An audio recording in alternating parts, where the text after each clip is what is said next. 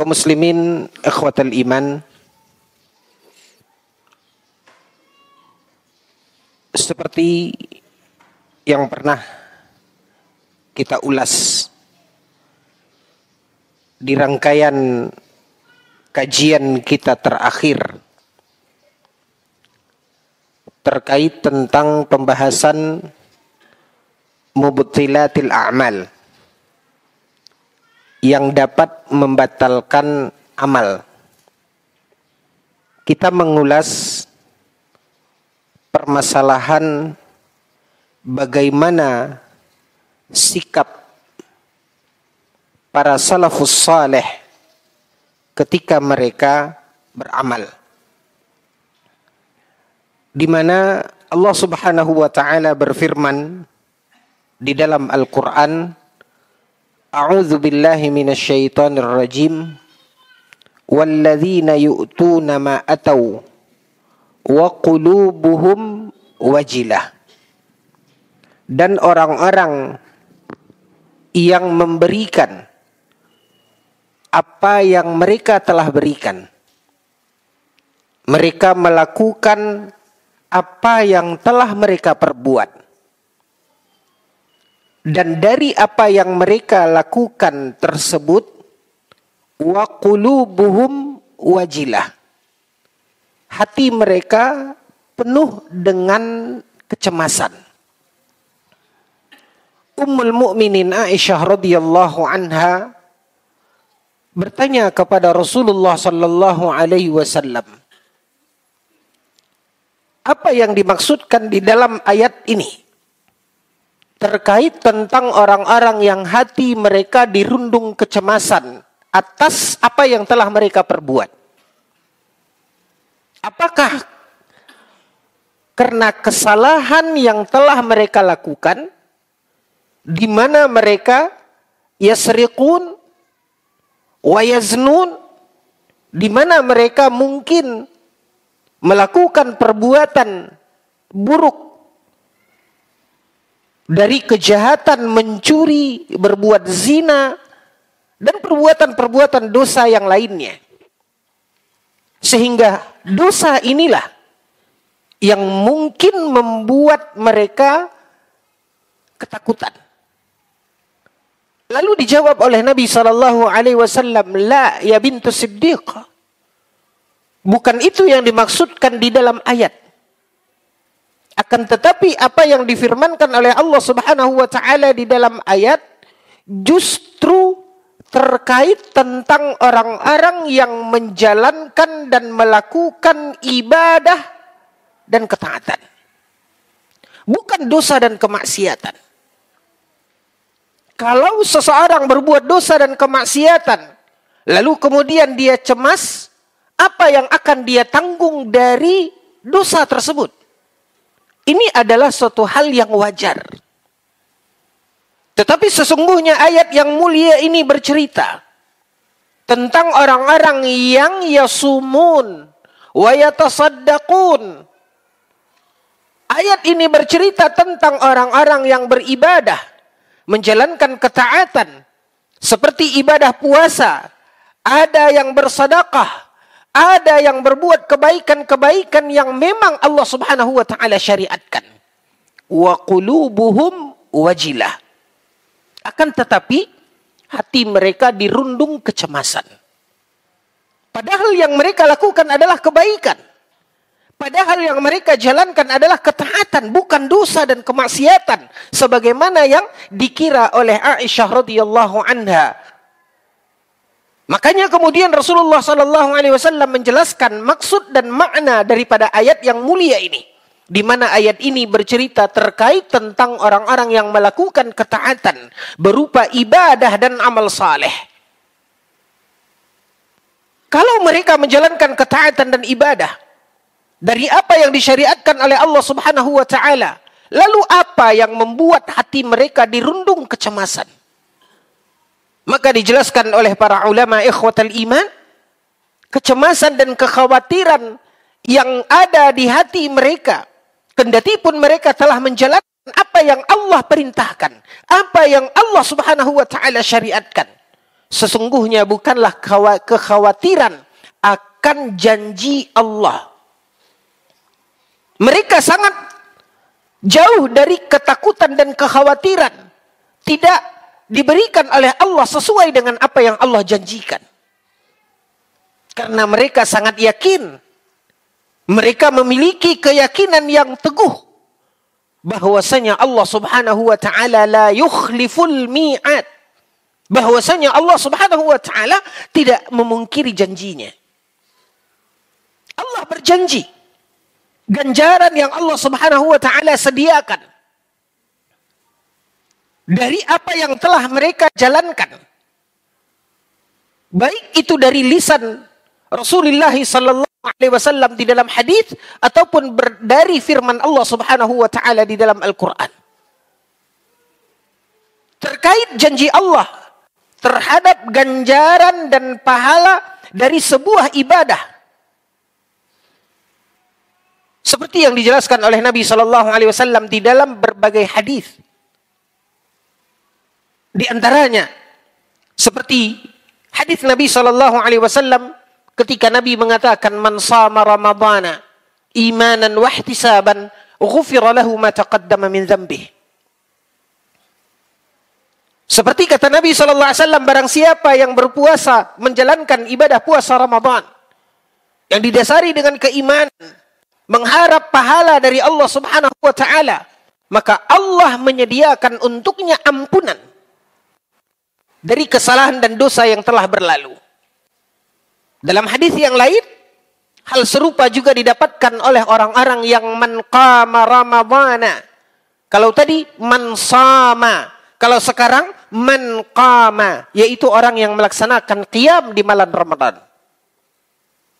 Imanan wa ihtisaban, yang didasari dengan keimanan, kemudian dia menjalankan itu dengan mengharap apa yang Allah Subhanahu wa taala sediakan dari lipat ganda pahala, keberkahan, ibadah dan yang lainnya. Maka kata Nabi sallallahu alaihi wasallam, "Ghufira lahu ma taqaddama min dzambihi."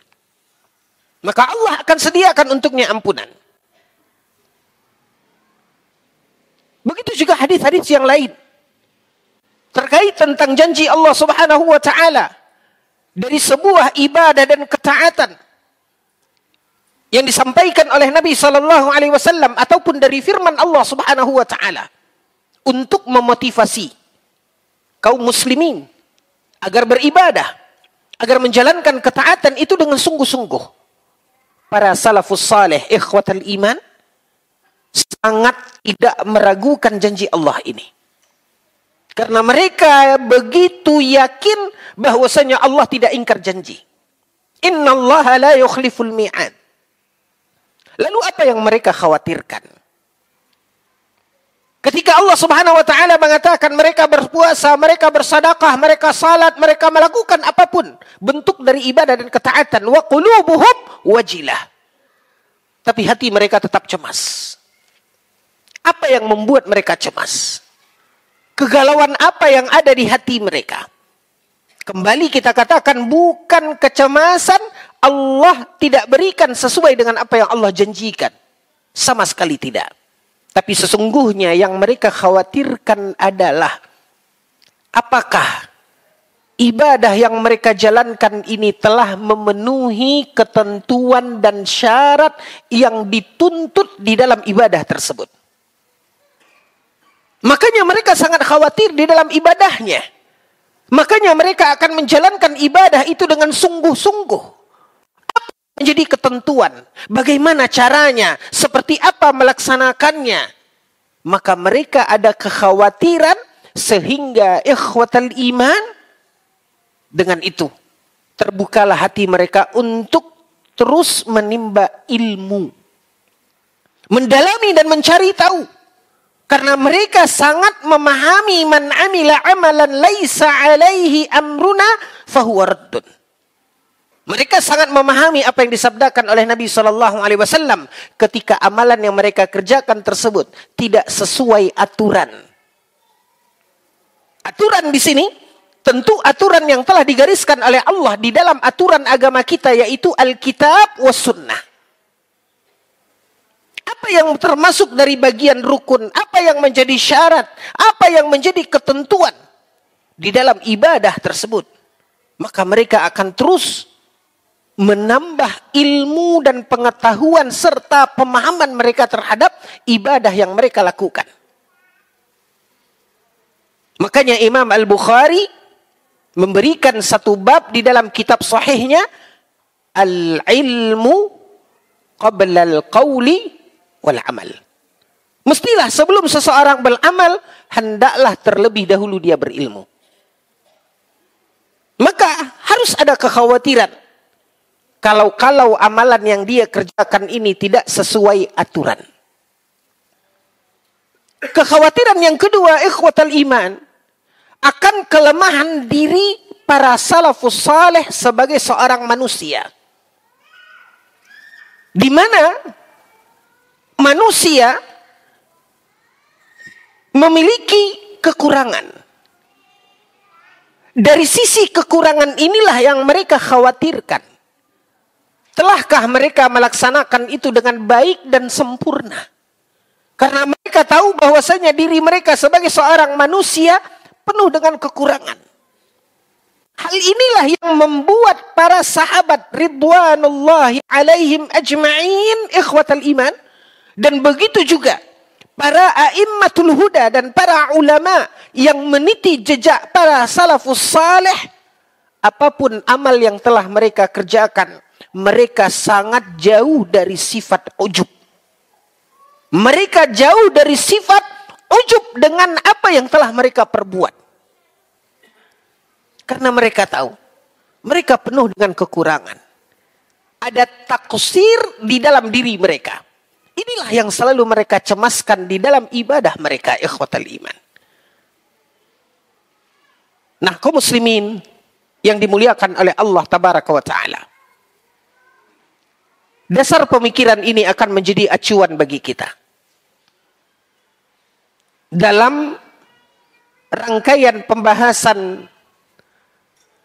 untuk kita menambah pemahaman dan ilmu terkait dengan ibadah bulan nan mulia ini, yaitu bulan suci Ramadan. Maka sesuai dengan rencana sesi pembahasan kita akan ulas kaum muslimin yang dimuliakan oleh Allah untuk bahan mengingatkan kita, untuk mengulang kembali pelajaran-pelajaran yang mungkin sebelumnya telah khatam kita pelajari. Maka kita akan coba kelompokkan dengan beberapa pembahasan. Secara umum, ada dua garis besar pembahasan. Yang pertama, kita akan kupas terkait dengan ibadah qiyam. Setelah itu akan kita lanjutkan dengan pembahasan ibadah siyam. Kita bagi menjadi dua bahasan pokok. Maka ikhwatal iman, ketika Rasulullah sallallahu alaihi wasallam mengajarkan kepada kita bagaimana menentukan masuknya bulan Ramadan, yang dengan dipastikan masuknya bulan Ramadan itulah awal di mana kita disyariatkan untuk melaksanakan ibadah qiyam.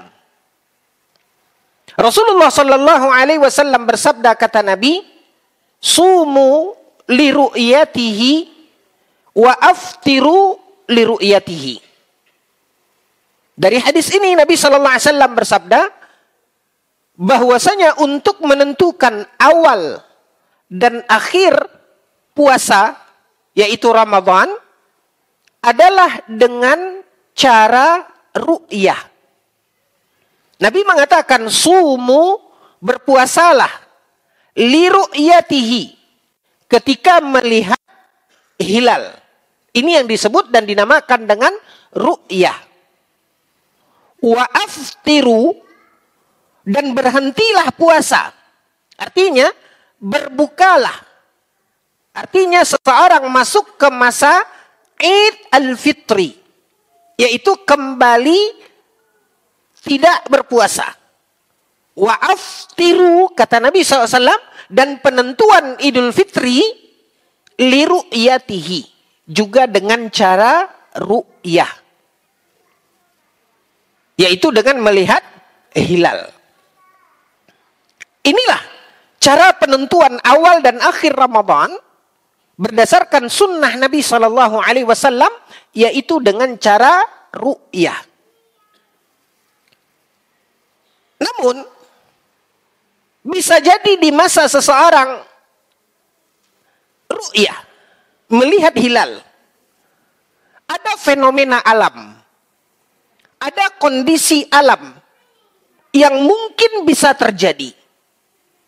Apa kata Nabi?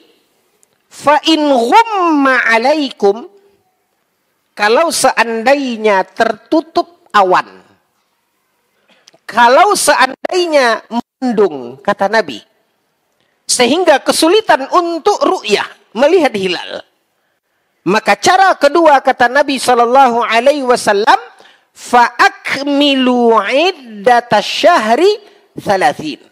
Dalam riwayat yang lain, fa akmilu iddata Sya'ban 30. Maka Nabi SAW mengatakan, bila tidak memungkinkan untuk ru'yah disebabkan karena cuaca mendung, maka kata Nabi SAW, yang kedua caranya adalah dengan menyempurnakan hitungan bulan sebanyak 30 hari. Ini hadis kaum muslimin yang dimuliakan oleh Allah, dari sunnah Nabi SAW, cara di dalam menentukan awal dan akhir Ramadan. Maka di akhir Sya'ban, di 29 Sya'ban, malam 29 Sya'ban, itu sudah dimulai ru'yah. Bila seandainya ikhwatal iman, ya, di tanggal 29 Sya'ban, artinya malam 30 Sya'ban, bila terlihat hilal, berarti besok masuk Ramadan. Dan malam itu kaum muslimin akan memulai ibadah qiyam.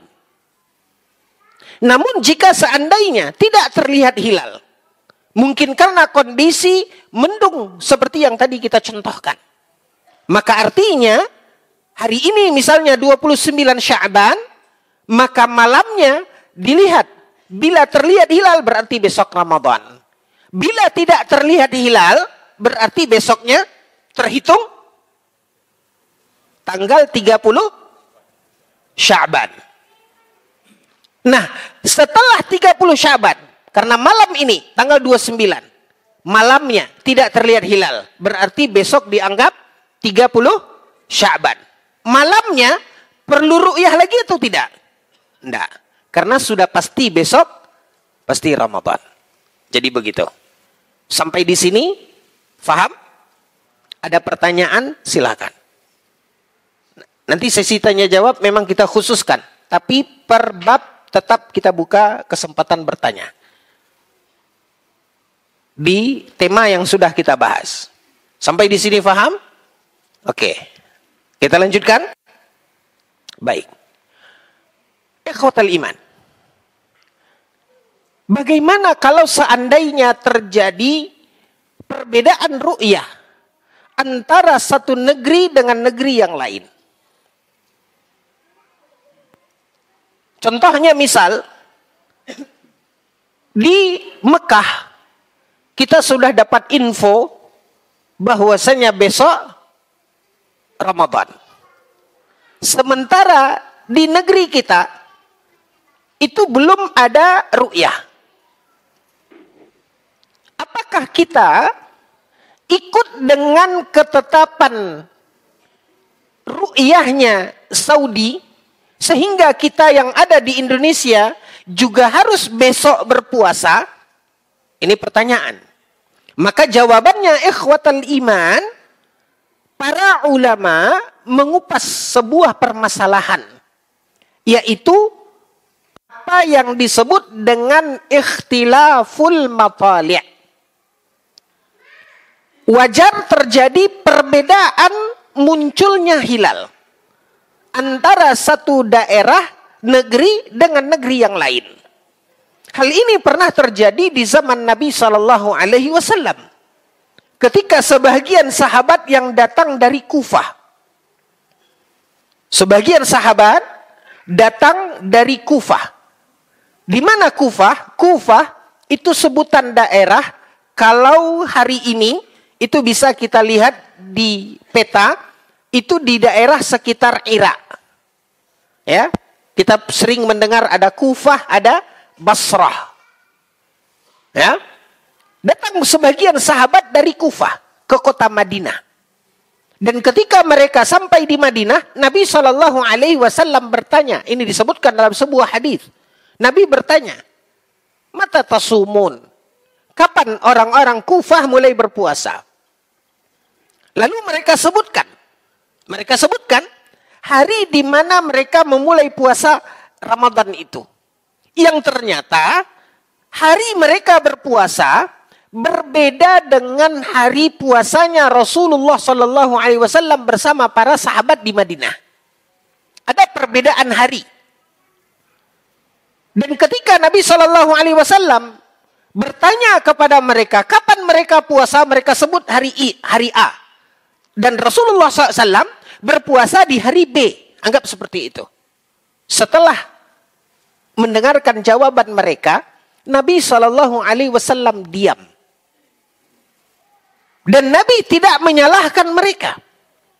Dari hadis ini, ikhwatal iman, para ulama menjelaskan bahwasanya wajar terjadi ikhtilaful matali'. Wajar terjadi perbedaan munculnya hilal antara satu negeri dengan negeri yang lain. Dan tidaklah mengharuskan negeri yang lain itu mengikuti hilal di negeri yang berbeda. Jadi kendati pun ikhwatal iman, orang sudah heboh di Mekah, di Haramain, orang sudah mulai tarawih, tidak mewajibkan kita yang jauh untuk mengikuti ketetapan yang ada di Mekah dan Madinah. Apa dasarnya? Apa dalilnya? Hadis terkait tentang ikhtilaful matali'. Tidak bisa jadi acuan. Kalau seandainya di Mekah telah terlihat hilal, sementara dalam perhitungan waktu, mana dahulu kita dari Mekah? Dahulu kita atau Mekah? Kita. Ya. Kita di sini sudah menjelang zuhur. Mereka baru mau subuh. Perbedaan 4 jam. Nah, sebagian memahami, kalau seandainya Mekah sudah hilal, berarti hilal yang muncul di Mekah itu lewatnya 4 jam sebelumnya di mana? Kan di Pasaman Barat. Nah, artinya sebagian mengatakan, kalau di Mekah sudah puasa, harusnya kita lebih dulu. Ini tidak menjadi patokan. Sekali lagi, ikhwatal iman, fahami langkah demi langkah pembahasan yang coba kita susun. Nabi Shallallahu Alaihi Wasallam mengajarkan pertama, cara penetapan dengan ru'yah. Kalau tidak tampak, maka ada cara kedua, yaitu dengan menyempurnakan hitungan bulan 30 hari. Nah, kemudian ada hadis yang lain yang menjelaskan tentang wajarnya terjadi perbedaan munculnya hilal. Jadi tidak mengharuskan kita mengikuti ketetapan dan ketentuan dalam penetapan awal dan akhir Ramadan di Mekah dan di Madinah. Kalau perbedaan jauh antara Mekah dengan Indonesia, Ini wajar. Bagaimana kalau seandainya terjadi perbedaan itu di satu negeri? Satu ormas mengatakan menetapkan Ramadan jatuh tanggal ini. Ormas yang lain di negeri yang sama menetapkan tanggal penetapan awal dan akhir Ramadan berbeda. Yang mana kita ikuti? Apakah kita akan mengikuti hawa nafsu sebagaimana orang-orang mengatakan kalau awak puasa biarlah kudian. Kok rayo manan?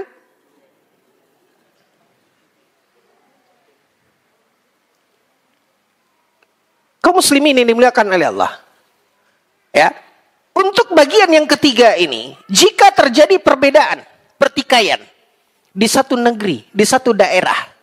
Kalau daerah yang jauh jelas tadi, di step yang kedua. Di step yang ketiga, bagaimana kalau seandainya terjadi perbedaan di dalam satu negeri? Antara satu ormas dengan ormas yang lainnya, yang sama-sama melakukan ru'yah. Yang ini mengatakan kami telah tampak, yang ini mengatakan kita telah tampak, belum nampak. Sehingga terjadinya perbedaan. Nah, dalam hal ini ikhwatal iman, Rasulullah sallallahu alaihi wasallam bersabda dalam hadis. Apa kata Nabi? Sumu yauma yasumun wa aftiru yauma yuftirun. Kata Nabi sallallahu alaihi wasallam, berpuasalah ketika pemimpin berpuasa. Wa aftiru, dan berlebaranlah ketika para pemimpin berlebaran. Dalam hadis ini, Nabi sallallahu alaihi wasallam mengajarkan kepada kita langkah di dalam menentukan awal dan akhir Ramadan adalah dengan kita mengikuti ketentuan dan ketetapan pemerintah di mana kita berada. Berdasarkan hadis, ketika Nabi SAW bersabda, Sumu yauma yasumun wa aftiru yauma yuftirun. Jelas dan konkret hadisnya. Maka ikhwatal iman, hal yang mungkin beberapa kali kita hadapi di dalam masalah ini, penentuan awal dan akhir Ramadan, langkah berdasarkan sunnah Nabi Shallallahu Alaihi Wasallam adalah dengan mengikuti ketentuan dan ketetapan pemerintah di mana kita berada. Kita berada di wilayah Negara Kesatuan Republik Indonesia, maka kita menunggu ketetapan dan ketentuan dari pihak yang berwenang yang telah ditunjuk oleh pemerintah di dalam hal ini. Maka kita menetapkan awal dan akhir Ramadan yaitu dengan menunggu ketetapan dari pemerintah. Wallahu ta'ala a'lam. Dalam hal ini ada pertanyaan? Silahkan. Silakan.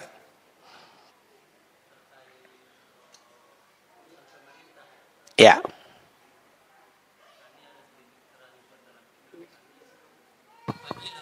Satu negara sudah menetapkan hari ini, tapi kita kan ada pula nagari. Nah, di nagari kita menetapkan lain pula. Ya. Penjelasannya Ustaz. Negara, bagaimana kalau seandainya negara dengan nagari berbeda? Nah, kan gitu. Negara dengan nagari berbeda. Nah, ikhwatal iman, kita tahu bahwasanya ya, yang disebut dengan pemerintah atau waliul amri itu adalah sesuai dengan wilayahnya. Sesuai dengan wilayahnya.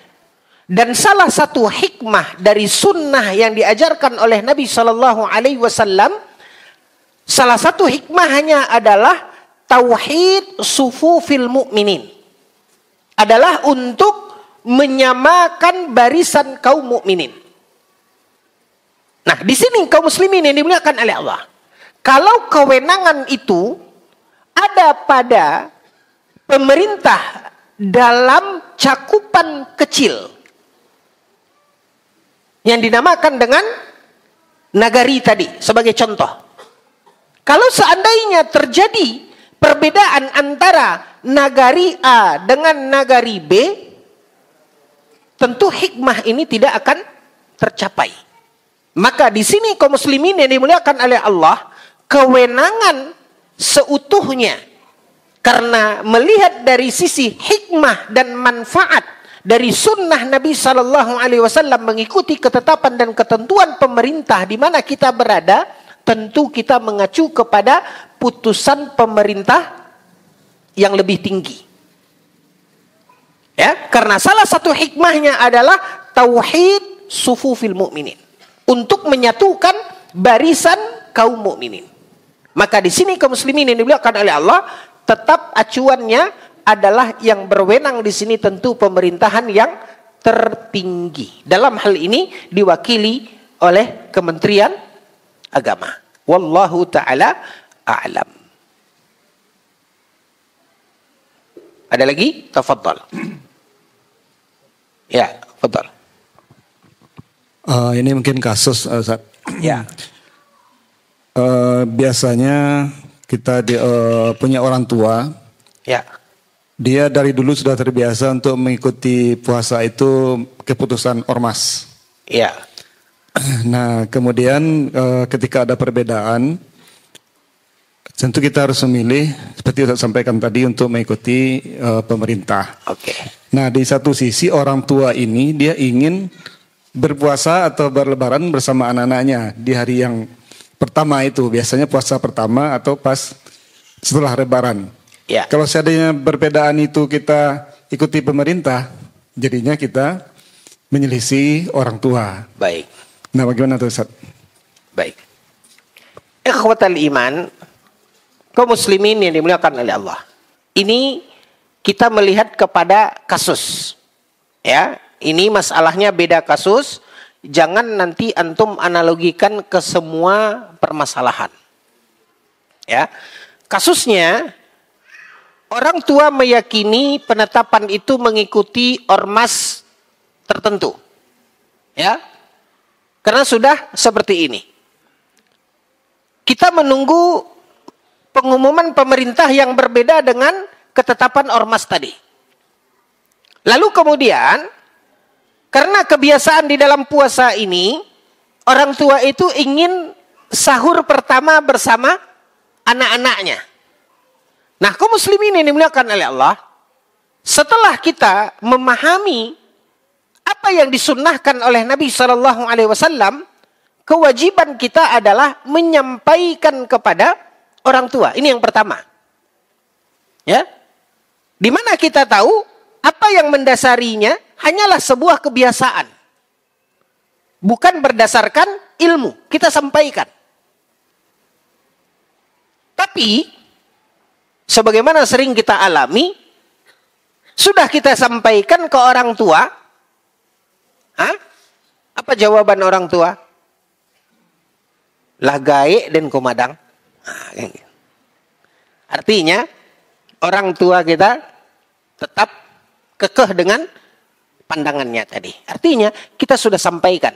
Ini tanggung jawab kita. Masalah menerima dengan tidak, itu di luar kuasa kita. Kita sampaikan. Nah, bagaimana kasusnya tadi? Keinginan orang tua ingin sahur bersama anak-anaknya. Ya. Kita tahu bahwasanya tidak ada sunnahnya di dalam sahur pertama itu kita sahur bersama. Cuman ini sudah menjadi kebiasaan. Ini kebiasaan pertama. Kebiasaan kedua, saya ingat dulu tuh. Saya ingat. Orang tua kalau sudah sahur pertama itu kurang ayam di kandang 2 ekor tuh. Inginnya sahur pertama itu dengan ya lauk yang enak. Itu di zaman kami dulu, zaman-zaman bahala dulu. Antum ini buku belakang belum generasi Gen Z ini belum tahu. Enak sekarang sahur buka Magicom nasi hangat. Kalau zaman kami dulu masak nasi malam. Masuk ke wadah nasi, diapakan Pak? Bungkus pakai selimut. Nggak tahu Gen Z nggak tahu. Itu sahur pertama enak. Nah, ini karena kebiasaan. Nah, kaum muslimin yang dimulakan oleh Allah, ya. Dan orang tua kita, masyarakat kita tidak menganggap ini syariat. Tidak menganggap ini syariat. Mereka tidak kaitkan dengan syariat. Tetapi inilah kebiasaan. Ya. Ini kita melihat kepada kasus. Jadi dari sini, setelah kita jelaskan, kita sebutkan, oke. Tapi saya mempelajarinya ya, bahwasanya puasa itu mengikuti ketetapan pemerintah. Ya sudah, kalau ayah tetap kekeh dengan itu, oke. Dan terkait dengan sahur pertama, saya ikut makan waktu ayah sahur. Saya dampingi ayah sahur. Ya, kita katakan begitu. Artinya, hatinya tidak terluka. Kan begitu. Inilah langkah dan cara ikhwatal iman. Ya, bukan dengan kita, apalagi kita berhadapan dengan orang tua. Kita harus memahami dan melihat, insya Allah nanti kapan-kapan. Mungkin kalau direncanakan tadi seperti kata Ustaz Desman tadi, ada rangkaian acara kita ke sini. Insya Allah kita kapan-kapan nanti akan kita bahas. Yaitu sikap bagaimana kita menghadapi kesalahan. Ini perlu fikihnya. Kita sebagai manusia, makhluk sosial, berhadapan dengan orang-orang yang mungkin berbeda dengan kita. Di dalam pandangan kita, di mana mereka salah. Nah, bagaimana kita menyikapinya? Misalnya kita berhadapan dengan orang-orang yang jelas-jelas melakukan kesalahan, ibadah dan amal mereka tidak sesuai dengan sunnah. Bagaimana kita menyikapinya? Apakah kita menghujatnya? Apakah kita menudingnya? Ada langkah-langkah yang diajarkan di dalam sunnah Nabi Sallallahu Alaihi Wasallam. Insya Allah. Nanti saja, tunggu saja pembahasannya. Mungkin sekitar Mei. Maybe yes, maybe no. Baik, ikhwatal iman. Jadi seperti itu. Sikapi dengan bijak. Tugas kita pertama sampaikan. Kalau orang tua menerima, alhamdulillah. Dan kalau tidak menerima, ya sudah. Tetapi untuk ajakan itu, toh kita tidak berdosa kalau kita ikut makan bersama mereka. Ya, obat hati mereka, tenangkan kegalauan mereka dengan itu. Jangan cemas. Ya. Kalau diajak untuk makan, mendampingi ayah sahur, oke. Tidak ada doa nolak rezeki. Nah, kan gitu. Wallahu ta'ala a'lam. Ada lagi? Terkait penetapan.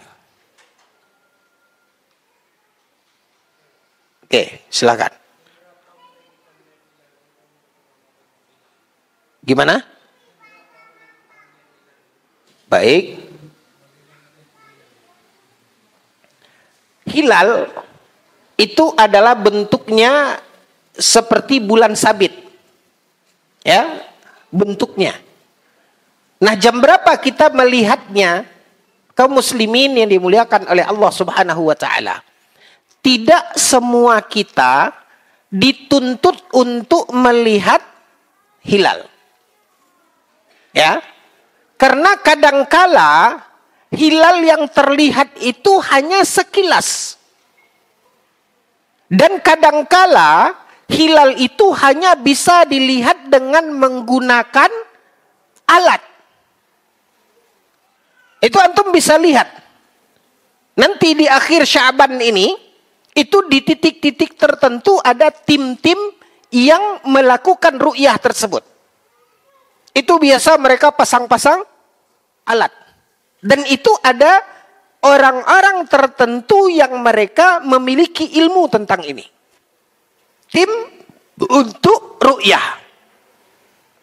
Nah, setelah yang satu melihat, yang satu tidak melihat, disinilah pemerintah kita menyelenggarakan ada yang disebut dengan sidang isbat untuk penetapan ya siapa yang melihat, siapa yang tidak. Kemudian dengan alat tadi mereka bisa mengukur bahwasanya posisi hilal hari ini itu berada di titik ini. Sehingga dalam hitungannya itu akan terlihat jelas pada esok harinya. Itu mereka punya ilmu. Jadi tidak semua kita yang bisa dan tahu bagaimana cara melihat hilal tadi. Jadi di sini harus kita pahami, serahkan kepada ahlinya. Serahkan kepada ahlinya. Ya. Nah, kaum muslimin yang dimuliakan Allah. Di dalam hadis Nabi Shallallahu Alaihi Wasallam pernah ada orang Badui, orang yang hidup di gurun, menjauh dari kehidupan masyarakat. Karena di gurun pasir, mereka melihat hilal. Ini yang tadi saya katakan, kemungkinan hilal itu dilihat ya hanya sebentar. Dan mereka melihat hilal sementara orang-orang di Madinah tidak terlihat oleh mereka hilal. Maka datanglah dua orang Badui ini kepada Rasulullah sallallahu alaihi wasallam. Lalu mereka menyampaikan kepada Nabi di mana mereka telah melihat hilal. Berarti Nabi tidak melihat. Para sahabat di Madinah tidak melihat. Datang dua orang Badui dari sahabat Nabi Shallallahu Alaihi Wasallam ini mengabarkan kepada Nabi bahwasanya mereka telah melihat hilal. Lalu disebutkan dalam riwayat itu, fasaman Nabi wa amaran nasu bisyam, wa amaran nasa bisyam. Maka berdasarkan berita orang ini, Nabi menerima berita orang ini, lalu Nabi berpuasa dan Nabi menghimbau dan menyuruh kaum muslimin berpuasa. Nah, muncul permasalahan. Bagaimana kalau seandainya tim ru'yah dari Ormas A yang mengambil posisi misalnya di timurnya Pulau Jawa. Tepatnya misal di daerah Gresik atau Banyuwangi. Itu biasanya mereka ru'yah di sana. Ada beberapa titik tempat mereka ru'yah. Sementara tim ru'yah yang lain tidak melihat. Ada satu tim yang melihat hilal. Maka kaum muslimin yang dimuliakan oleh Allah, dalam hadis tadi, bagaimana kalau seandainya ada tim A yang sudah melihat hilal? Apakah kita berpuasa? Di sini kaum muslimin, di dalam hadis tadi ada tiga komponen. Ada tiga komponen. Ini yang melihat orang Badui tadi, ini Rasulullah, dan ini kaum muslimin. Ada tiga komponen. Tiga bagian. Yang melihat dalam hadis, ingat lagi hadis yang saya sampaikan tadi, dua orang yang melihat hilal, orang Badui tadi, kemudian dia melihat, kemana dia sampaikan? Ke Rasulullah. Ini komponen yang kedua. Dia sampaikan ke Rasulullah. Lalu Rasulullah menerima kabar dia, Nabi mengikuti, lalu Nabi puasa, dan kemudian Nabi menyuruh kaum muslimin berpuasa. Nah, dalam kasus misalnya ada satu ormas yang melihat hilal. Tugas mereka bukan share ke seluruh bangsa Indonesia. Kalau ada satu ormas yang melihat, tugas mereka berada di posisi ini, komponen ini. Kemana jalurnya, Pak? Ke pemerintah. Kalau pemerintah menerima, yakin, maka barulah pemerintah mengumumkan, menetapkan. Maka kita yang berada di sini, kita berdasarkan ini atau berdasarkan ini? Berdasarkan yang melihat atau berdasarkan pemerintah? Pemerintah. Sesuai dengan alur yang tadi kita sampaikan. Jadi kalau seandainya ada pihak yang menyatakan bahwasanya mereka telah ru'yah, tugas mereka adalah yakinkan pemerintah. Itulah perjalanan dari sidang isbat tersebut. Oke, sampai di sini bisa difahami. Wallahu ta'ala a'lam. Baik.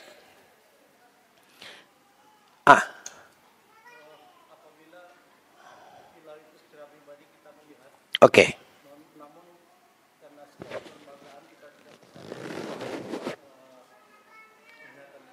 Oke. Baik. Kaum muslimin yang dimuliakan oleh Allah, kalau seandainya kita secara pribadi kita melihat, atau anggaplah orang yang tadi melihat, ada ormas yang tadi melihat, mereka melihat. Janganlah kita katakan pribadi, mungkin ormas A, mereka sudah ru'yah hilal. Nah, apa sikap mereka? Sikap mereka, jalurnya seperti yang tadi kita katakan. Tugas mereka adalah meyakinkan pemerintah. Tugas mereka adalah meyakinkan pemerintah. Nah, kalau seandainya pemerintah tidak menerima, kan begitu? Kita sudah melihat malam ini, berarti besok puasa. Kalau seandainya pemerintah tidak menerima, sehingga pemerintah mengatakan, "Enggak, bukan besok puasa, tapi lusa." Misalnya, seperti itu. Karena tidak terlihat, dia tidak menerima. Nah, bagaimana sikap orang yang ru'yah tadi? Bagaimana sikap orang yang sudah melihat tadi? Mana yang dia lebih utamakan, yang dia lebih dahulukan? Hadis sumu li ru'yatihi, berpuasalah ketika Anda melihat hilal, atau dia mengedepankan hadis berpuasalah di saat para pemimpin berpuasa. Itu maksud pertanyaan tadi. Maka di sini kaum muslimin yang dimuliakan oleh Allah Subhanahu wa taala, wallahu taala alam. Wallahu taala alam, sepertinya yang lebih kuat di dalam masalah ini adalah dia berpuasa berdasarkan ru'yahnya, tapi dia tidak punya hak untuk mengajak orang lain seperti yang dia lakukan. Dan ini jalan langkah yang lebih selamat. Kalau kita katakan, kalau pemerintah tidak yakin, dia tidak puasa, dia kan sudah melihat. Dia melihat langsung, dia yakin bahwasanya dia sudah melihat. Artinya, dia kembali ke hadis yang Nabi SAW katakan, sumu liru'yatihi. Berpuasalah ketika Anda melihat hilal. Tapi untuk share, kan begitu. Untuk nge-share, sehingga orang-orang mengajak orang berpuasa seperti berdasarkan ru'yah dia, itu tidak boleh. Kenapa? Karena ada hadis tadi. Makanya saya sengaja ketika menjelaskan hadis orang yang melihat, ada di sana Rasulullah, dia yakinkan Rasulullah, lalu kaum muslimin berpuasa, itu berdasarkan perintah Rasul, bukan berdasarkan ini. Wallahu ta'ala a'lam. Baik. Panjang nih, ndak jadi kita qiyam. Lanjut Pak, yang penting paham. Bismillah. Masalah penetapan Ramadan ini sudah hampir tiap tahun berbeda, Ustaz ya. Iya. Bagaimana konsekuensi secara syariat yang kita terima, Ustaz, yang melaksanakan puasanya tidak sesuai dengan pemerintah, Ustaz? Apakah sekadar puasanya hari itu tidak sah atau berdosa, Ustaz? Itu aja. Baik. Ikhwatal iman, a'azzani Allah wa iyyakum. Ya. Kalau kita berbicara konsekuensi dalam fenomena perbedaan penetapan awal Ramadan, sebenarnya bukan wewenang kita untuk menyebutkan konsekuensi dari sikap yang diambil oleh masing-masing kita. Itu bukan wewenang kita. Tapi karena ini pertanyaan, ya, maka ikhwatal iman, kembali kepada hadis Nabi kembali kepada ayat. Sebelum hadis itu ada ayat. Allah Subhanahu wa taala berfirman, "Ya ayyuhalladzina amanu athi'ullah wa athi'ur rasul wa ulil amri minkum." Ayat yang sama-sama kita fahami terkait dengan kewajiban taat kepada waliul amri. Ini pertama. Nah, kalau seseorang artinya tidak menjalankan seperti yang di hadis Nabi SAW, mengikuti ketetapan pemerintah, maka ini termasuk bagian dari bentuk ketidakpatuhan kepada waliul amri. Ini konsekuensi. Maaf kaum muslimin yang dimuliakan oleh Allah, bukan maksud kita menetapkan hukum atas amalan orang lain, tidak. Tapi ini adalah bagian dari konsekuensi berdasarkan dalil. Ya, ini konsekuensinya. Lalu yang kedua, kaum muslimin yang dimuliakan oleh Allah, dilemanya adalah ketika kita mengikuti penetapan, misalnya seperti tahun ini, ada tidak perbedaan antara Jumat dengan Sabtu? Iya. Hah? Belum tahu? Belum tahu. Ya karena kita cuma menunggu pengumuman pemerintah, kan begitu. Oke. Kita ambil contoh. Satu ormas misalnya mengumumkan Rabu kita puasa. Rabu kita puasa. Pemerintah menetapkan Kamis. Ini sebenarnya dilema kaum muslimin. Antara Rabu dan Kamis. Antum fahami. Kalau seandainya orang yang berpuasa hari Rabu, dan hakikatnya Ramadan itu sesungguhnya mulainya hari apa? Hari Kamis. Ini yang benar. Anggap seperti itu.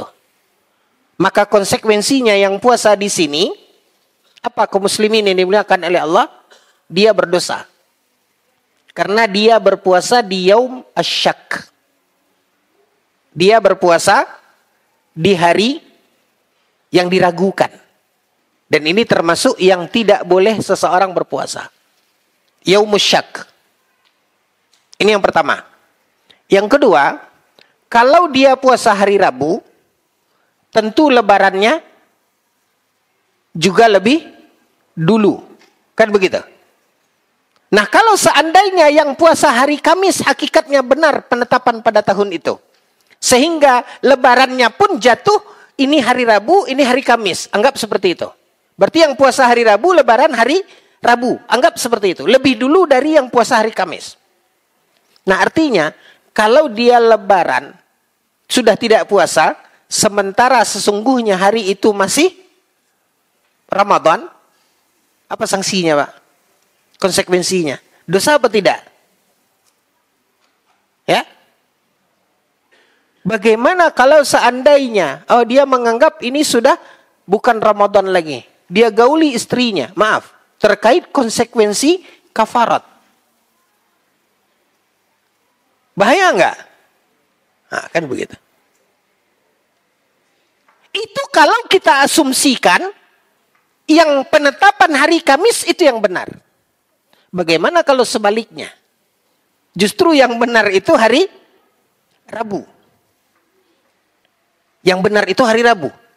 Karena pemerintah menetapkan hari Kamis, kita ikut pemerintah. Ada enggak konsekuensinya? Ada, Pak. Berarti kita tidak berpuasa di hari yang harusnya kita berpuasa. Dan bagaimana kalau orang misalnya, besok kita puasa, nanti daripada bayar kafarat kita, karena ini belum puasa, sudah dia gauli istrinya di hari Rabu itu. Sementara hakikatnya itu hari apa? Ramadan. Konsekuensi kafarat. Kalau kita bicara konsekuensi, dilemanya di situ, Pak. Ya. Dan kalau seandainya yang benar itu lebarannya hari Rabu, sementara yang puasa hari Kamis di hari itu masih berpuasa. Sementara itu sudah 1 Syawal. Apa hukumnya dia puasa? Haram. Semua ada konsekuensinya.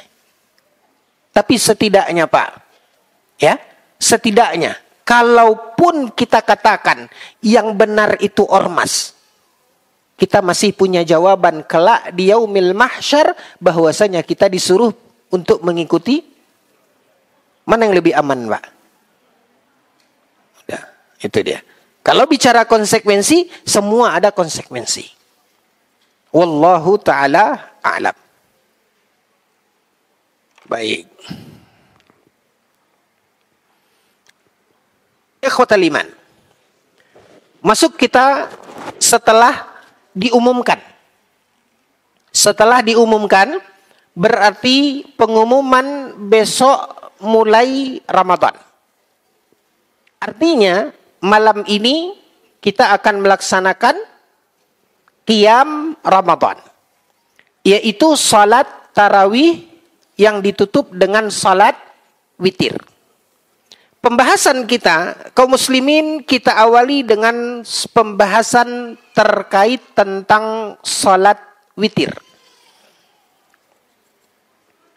Salat witir sesungguhnya adalah salat yang disyariatkan bukan hanya di bulan Ramadan.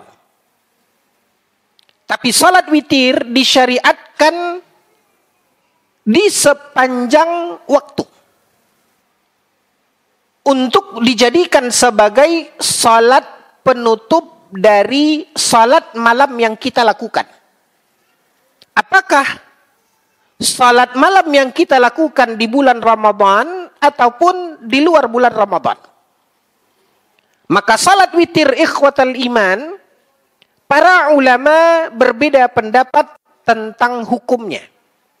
Sebagian para ulama berpendapat bahwasanya witir adalah termasuk hukumnya wajib. Namun pendapat yang rajih, pendapat yang kuat di dalam masalah ini, ya. Sebelum kita lanjutkan, kenapa sebagian ulama memandang bahwasanya salat witir ini hukumnya wajib? Ya, apa dalilnya? Apa alasannya?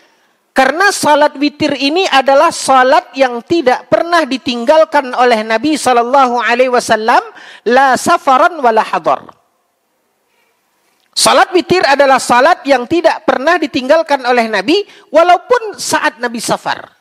Tetap Nabi melaksanakan salat witir ini, bahkan di dalam hadis pernah dalam satu perjalanan Nabi SAW salat witir di atas ontanya. Tidak pernah ditinggalkan oleh Nabi Sallallahu Alaihi Wasallam. Kemudian ada ungkapan dalam hadis Nabi Sallallahu Alaihi Wasallam, ya, dalam hadis Nabi Sallallahu Alaihi Wasallam yang menyebutkan di mana Rasulullah SAW bersabda, "Man lam yutir falaysa minna."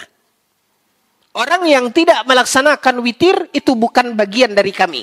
Hadis dikeluarkan oleh Imam Ahmad dan Abu Dawud dengan cara marfu'. Ya, hadis marfu' diriwayatkan oleh Imam Ahmad dan Abi Dawud. Hadis Nabi SAW, Nabi bersabda, "Man lam yutir falaysa minna." Orang yang tidak melaksanakan witir, maka itu bukan bagian dari kami. Nah, berdasarkan ini, sebagian para ulama berpendapat bahwasanya witir itu wajib. Namun pendapat yang kuat di dalam masalah ini, wallahu ta'ala alam, adalah pendapat jumhur para ulama yang mengatakan bahwasanya tidak ada salat wajib selain daripada salat 5 waktu. Maka termasuk salat witir tidak termasuk yang hukumnya wajib.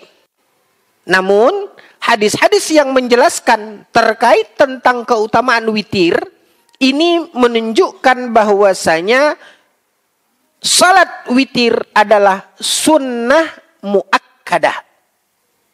Ya, hukumnya sedikit di bawah wajib. Hampir mendekati wajib. Tapi tidak dikatakan wajib karena tidak ada salat wajib selain dari salat 5 waktu.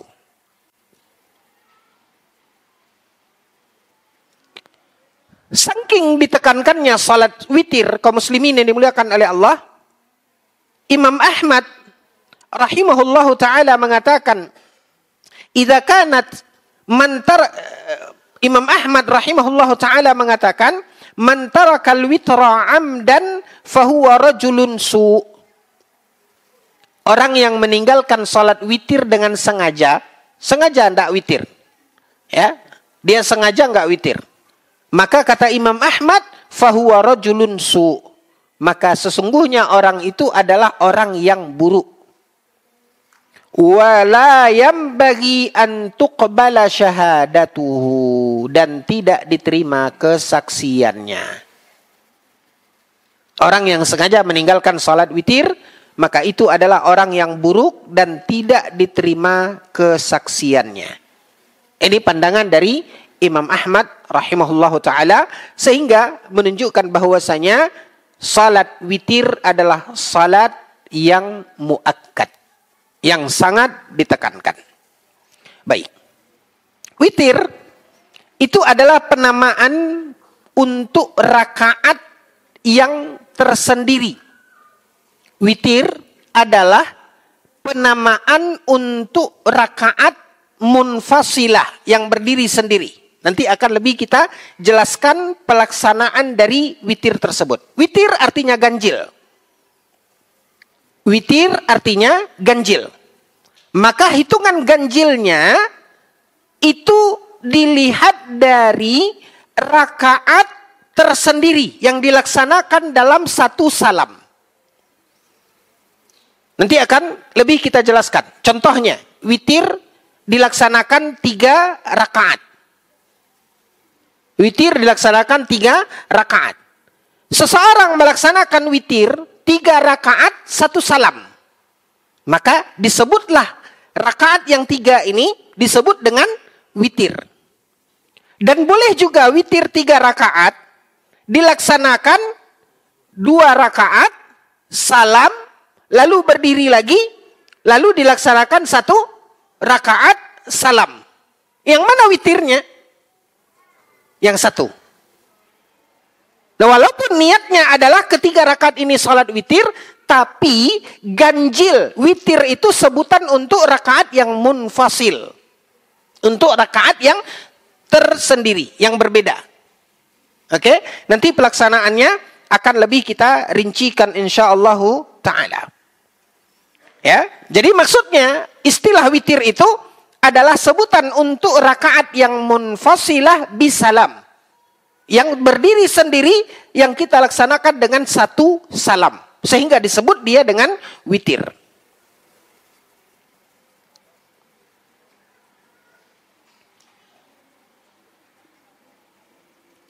Waktu witir, ia bada'u min ba'di salatil isya al-akhirah wa yastamirru ila tulu'il fajri.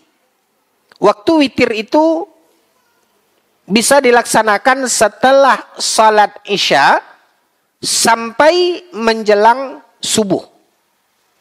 Salat witir waktunya adalah setelah salat isya sampai menjelang subuh berdasarkan hadis di dalam kitab Sahih Al-Bukhari dan Muslim dari hadis Aisyah radhiyallahu anha. Di mana Aisyah menceritakan, min kullil laili autara Rasulullah sallallahu alaihi wasallam min awwalil laili wa awsatihi wa akhirih fantaha witruhu ila sahar. Kata Aisyah radhiyallahu anha, Nabi sallallahu alaihi wasallam setiap harinya melaksanakan salat witir itu di awal malam, di pertengahan malam, dan di akhir malam. Berakhir witir Nabi sallallahu alaihi wasallam itu di waktu sahur. Berakhir witir Nabi SAW di waktu sahur. Ya, maka berdasarkan hadis inilah menunjukkan tentang waktu witir. Banyak sekali hadis-hadis yang menjelaskan kaum muslimin yang dimuliakan oleh Allah Azza wa Jalla tentang waktu witir ini. Maka faman yathiqu min qiyamihi fi akhiril lail fa ta'khirul witri ila akhiril laili afdal fi haqqihi. Apabila seseorang yakin dia akan mampu terjaga akhir malam, Maka kaum muslimin melaksanakan witir di akhir malam itu jauh lebih afdal. Kalau seseorang yakin dia akan bisa terbangun akhir malam, maka melaksanakan witir di akhir malam itu lebih afdal. Bahkan Nabi SAW mengatakan, jadikan witir itu sebagai penutup salat malam. Lakukan di akhir, itu lebih afdal. Wa man kana la yathiqu min qiyami fi akhiril lail. Kalau seseorang ragu atau orangnya adalah orang yang susah bangun akhir malam, fa innahu yutiru qabla an yanam. Fa innahu yutiru qabla an yanam. Maka hendaklah dia melaksanakan salat witir sebelum dia tidur. Ya, kalau dia nggak yakin dia akan bangun akhir malam, maka lakukanlah witir sebelum tidur. Seperti yang diwasiatkan oleh Nabi SAW kepada seorang sahabat. Wa aqallul witri raka'ah. Witir yang paling minim adalah 1 rakaat. Berdasarkan hadis ketika Nabi berwasiat kepada seorang sahabat, yaitu hendaklah dia melaksanakan witir sebelum dia tidur. Bila dia khawatir tidak bangun akhir malam. Apa kata Nabi SAW dalam hadis itu? Nabi mengatakan, wa ayyutira walau biraka'ah. Dan lakukanlah salat witir walau hanya 1 rakaat.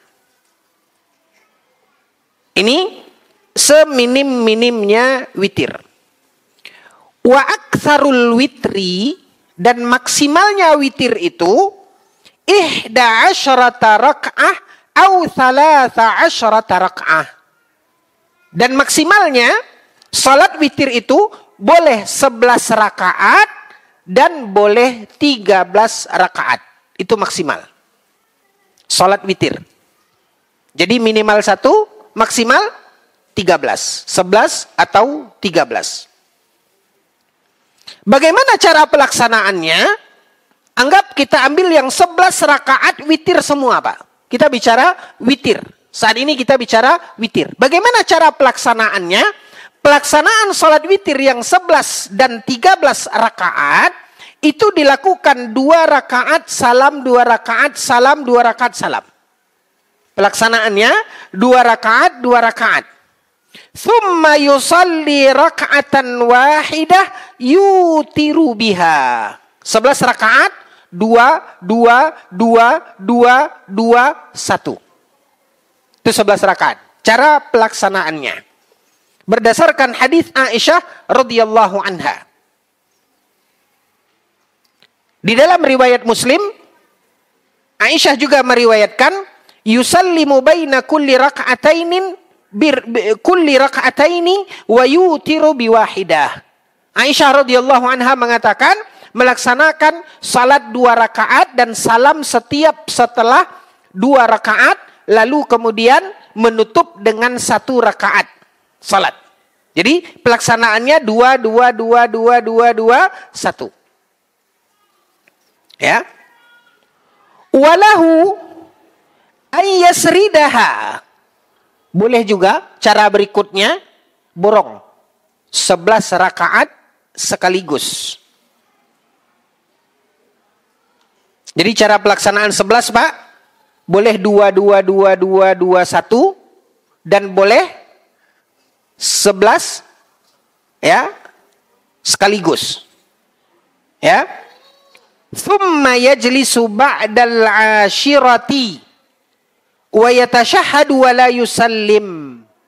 Boleh juga dia lakukan 10 rakaat yang sekaligus tadi. Boleh 2, 2, 2, 2, 2, 1. Ini sudah kunci. Boleh cara yang kedua, 11 rakaat dia lakukan sekaligus setelah rakaat ke-10 tasyahud. Setelah rakaat ke-10 tasyahud, tapi tidak salam. Seperti tasyahud awal. Lalu kemudian berdiri, rakaat ke-11, lalu tasyahud akhir dan salam. Itu cara yang kedua.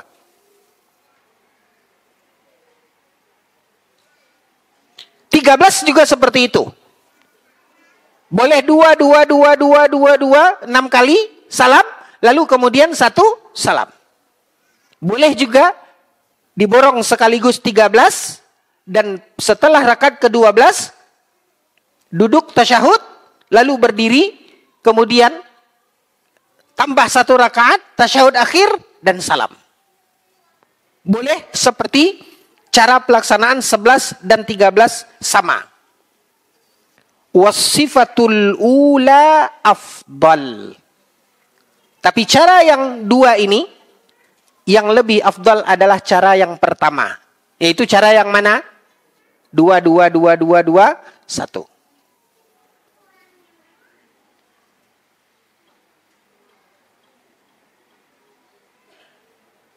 Ya. Walau ayyutira bitis'i raka'atin. Boleh juga witir ini 9 rakaat. Boleh juga 9 rakaat. Ya.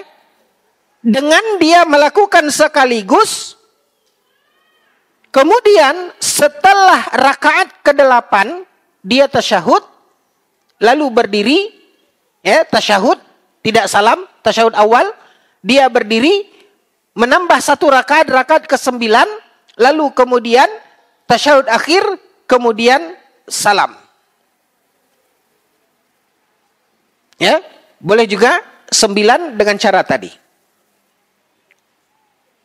Boleh juga salat witir itu dengan jumlah 7 rakaat, 5 rakaat, atau 3 rakaat. 7, 5, 3 itu tidak ada tasyahud awal. Pandai antumlah mencatatnya. Bisa difahami tadi, Pak? Ya. Boleh juga 7, 5, 3. Ya, cara pelaksanaan 2, 2, 2, 2, terakhir 1 salam ini berlaku untuk semua. Ya. Kalau ingin borong semua 11, 13 itu ada 9, itu ada tasyahud awal. 7, 5, 3 itu tidak ada tasyahud awal. Boleh 7 tapi tidak ada apanya? Tasyahud awal. Langsung di rakaat ke-7 tasyahud akhir salam. 5 pun demikian. Tapi yang paling afdal dilakukan bagaimana, Pak? 2, 2, 2, 2, 1. Bisa difahami?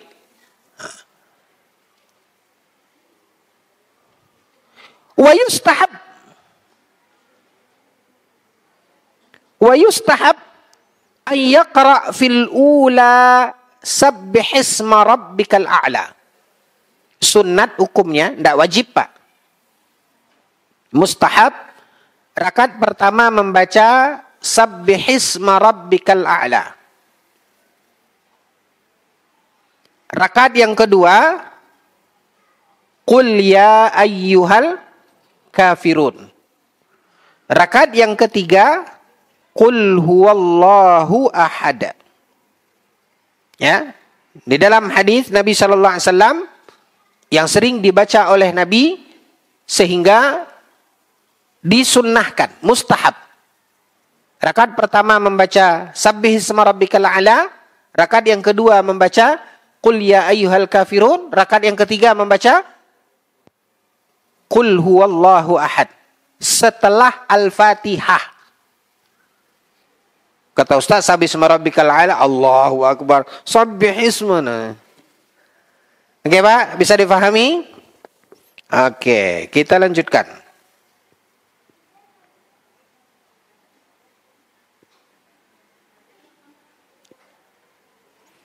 Wa yustahabbu an taqnuta ba'da ruku'i fil witri.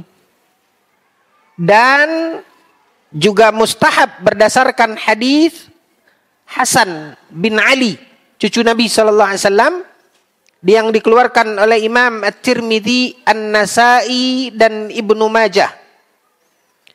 Disunnatkan pada ruku yang terakhir di salat witir itu disunnatkan melaksanakan doa kunut, yaitu membaca doa Allahumma hdina fi man hadait, wa afina fi man afait, wa tawallana fi man tawallait. Itu adalah bacaan kunut witir. Dan sunnat hukumnya melaksanakan kunut tersebut di setiap witir, baik di luar Ramadan ataupun di dalam bulan Ramadan. Dan tidak ada sunnahnya hanya mengkhususkan witir di 10 terakhir. Itu pengkhususan. Tidak ada dalil. Yang ada dalilnya sunnah melaksanakan kunut di salat witir. Yaitu setelah ruku terakhir. Baik itu dilakukan terus kunut atau tidak, terserah. Selama tidak mengkhususkan. Ya, ini ada fenomena di mana mereka melaksanakan kunut hanya di 10 terakhir. Nah, ini perlu pertanyaan. Mana dalilnya? Tidak ada dalil yang mengkhususkan.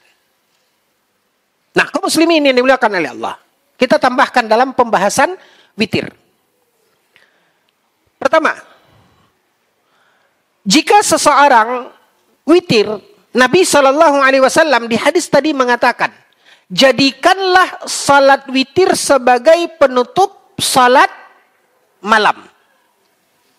Jadikan salat witir sebagai penutup salat malam. Nah, apakah seseorang bila mana dia sudah melaksanakan witir, apakah berarti sudah tertutup untuknya kesempatan melaksanakan salat malam? Maka jawabannya kaum muslimin yang dimuliakan oleh Allah, tidak. Misalnya seseorang yang tadi, karena dia khawatir tidak bangun, dia salat witir sebelum tidur. Lalu dia terbangun. Karena dia sudah witir, dia sudah terbangun, dia nggak ngapa-ngapain. Kenapa nggak tahajud? Kenapa nggak salat? Saya sudah keburu witir. Dengan anggapan seolah-olah karena witir kata Nabi penutup salat malam, artinya kalau seseorang sudah witir sudah tidak bisa lagi salat malam. Jawaban yang benar ikhwatal iman, boleh. Tidak ada larangan. Memang anjuran Nabi untuk kita menjadikan witir sebagai penutup salat malam. Kalaupun seseorang telah witir, masih boleh dia melaksanakan salat malam, hanya saja kata Nabi SAW, la witrani fil lailah. Hanya saja kata Nabi, kalaupun dia kemudian salat malam, jangan witir lagi. Kenapa? Karena tidak ada 2 witir dalam 1 malam. Wallahu ta'ala a'lam. Selesai witir. Ada pertanyaan tentang witir? Tafadhal. Ya, bentar. Ya.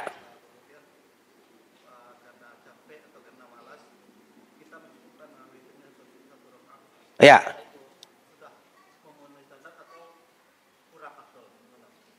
Jadi gini. Para ulama mengatakan, tadi sebenarnya ada disinggung itu. Tetapi saya skip. Ya, karena pertanyaan kita bacakan lagi. Fa'alal kamali 11 wa adnal kamali 3 rakaat. Ya, dikatakan oleh Syekh Shalih Al-Fauzan ya, bahwasanya jumlah rakaat yang paling sempurna, yaitu maksimal yang sempurna itu 11 rakaat. Dan adnal kamal, sempurna yang minim, itu adalah 3 rakaat. Sedangkan 1 rakaat adalah mujzi. Artinya apa? Sesuatu yang sudah cukup. Jadi kalau kita kaum muslimin yang dimuliakan oleh Allah, kita di dalam ibadah ada pilihan. Di dalam ibadah ada pilihan.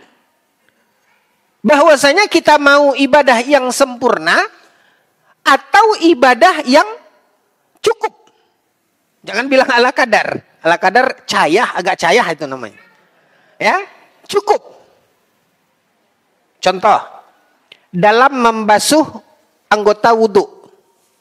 1 kali kita membasuh, cukup apa tidak? Sah apa tidak?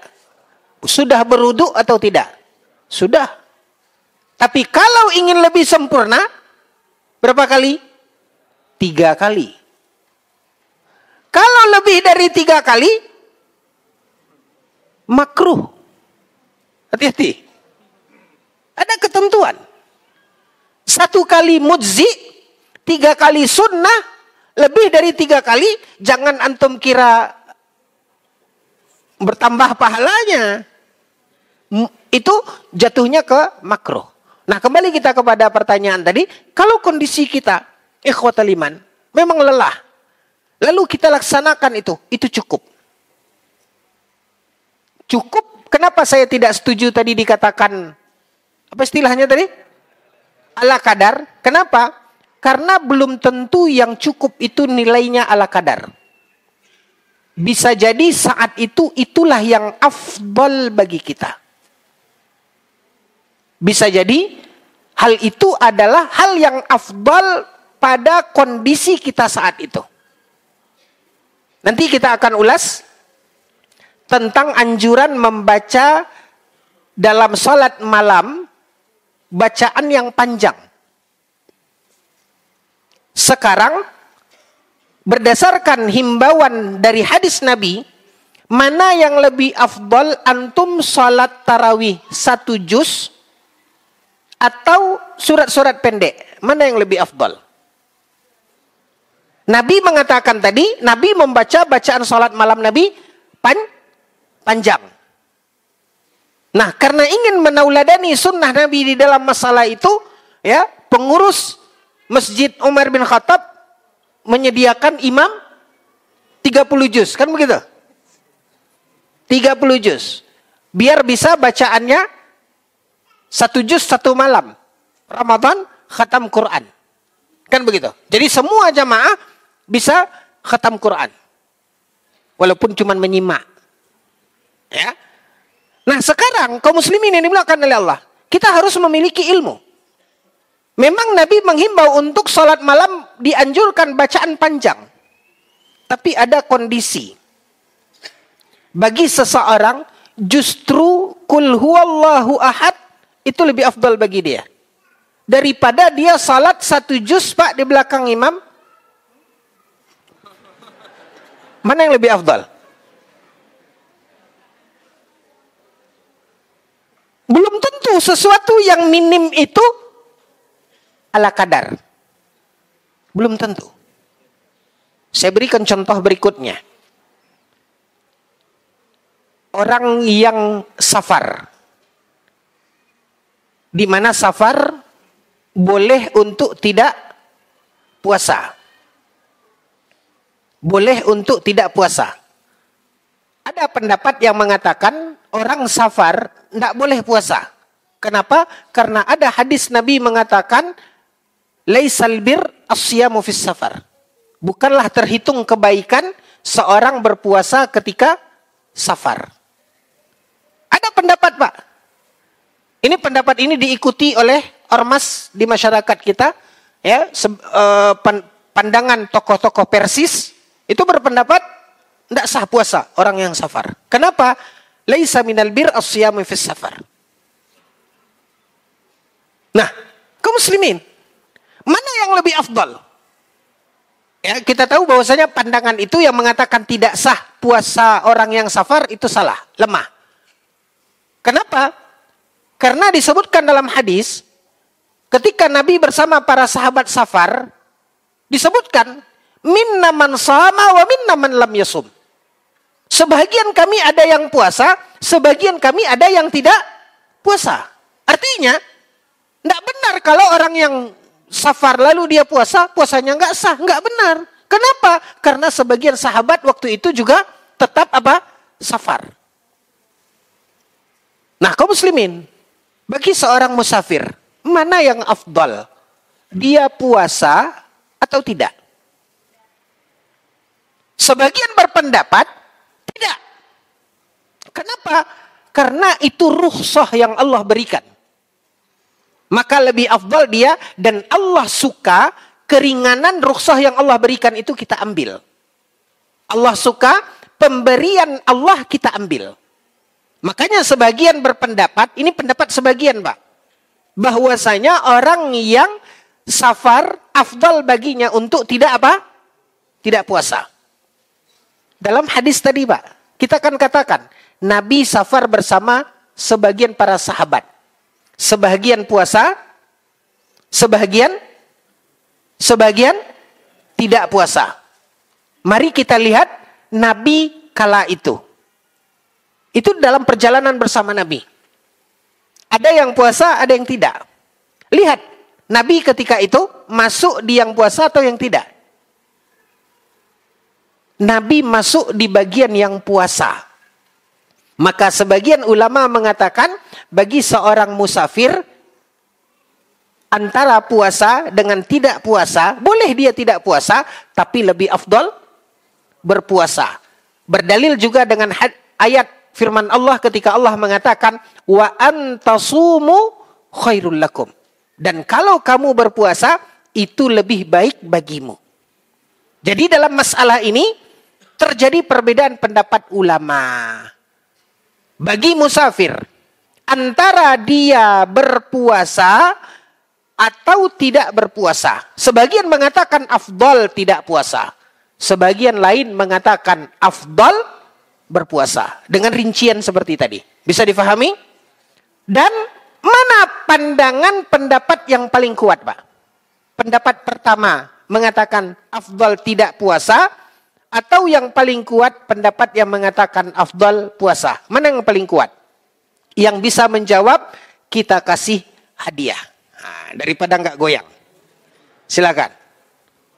Afdal berpuasa. Berarti pendapat yang kuat di sini adalah pendapat yang pertama apa kedua? Kedua, yaitu puasa. Salah. Oke. Ini sudah pasti jawabannya. Kalau pendapat kedua itu yang afdal salah, berarti yang benar itu, Pak? Hah?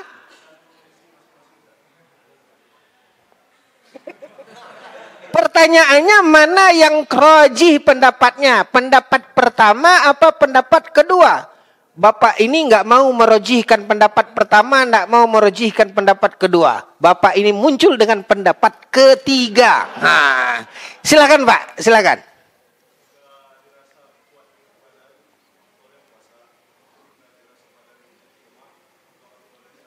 Ahsantum barakallahu fikum.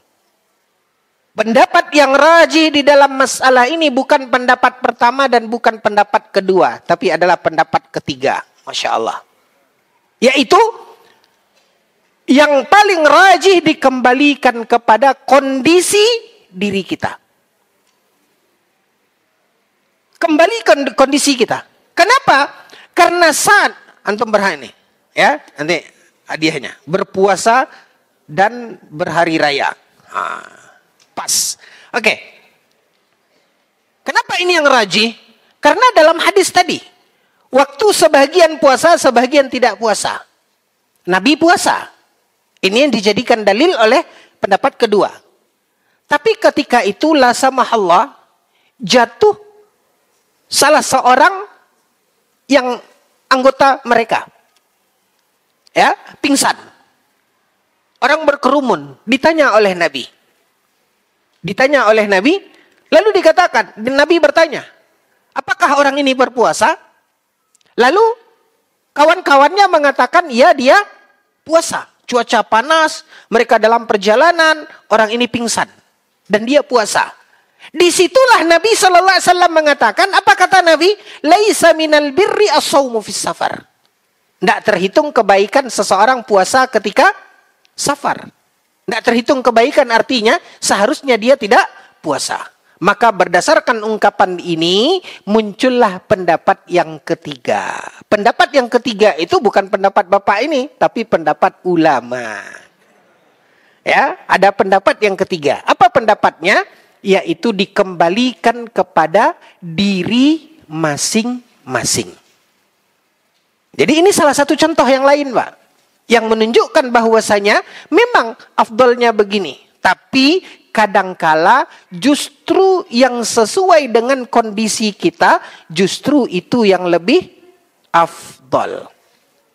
Jadi bagi antum, mana yang lebih afdol? 1 juz atau kulawahad?